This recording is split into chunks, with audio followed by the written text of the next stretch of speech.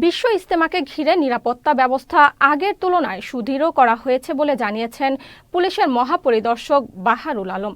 ইজতেমার ময়দান থেকে 11:30টার দিকে গাজীপুর মহানগর পুলিশ আয়োজিত প্রেস ব্রিফিংয়ে অংশ নিয়ে এইসব কথা বলেন আইজিপি। তিনি জানান, এবার প্রথম আইন শৃঙ্খলা বাহিনীর সদস্যদের ব্রিফিংয়ের পাশাপাশি বুকলেট দেওয়া হয়েছে।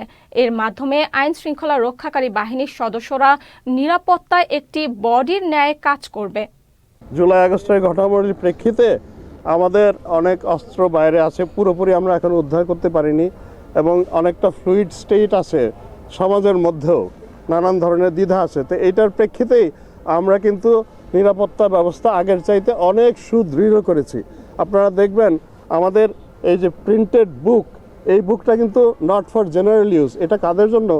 This is for internal use. আমার প্রত্যেকটা ফিল্ড কমান্ডার যারা পুলিশের, তাদের হাতে থাকবে। অন্যান্য সময় আমরা কি করতাম, শুরুতে একটা ব্রিফিং দিয়ে দিতাম সবাইকে, সবাই যার যার ব্রিফিং শুনে যার যার জায়গায় চলে যেতেন। এবার কিন্তু ব্রিফিং দিয়ে আমরা শেষ করিনি, আমরা আবার এই যে একটা প্রিন্টেড বুকও তাদের হাতে দিয়ে দিচ্ছি, সো দ্যাট তারা নিজেদের অংশটা বুঝেন, আবার পুরো দি হোল পিকচার, একটা হোলিস্টিক ধারণা যেন প্রত্যেকের মাথায় থাকে।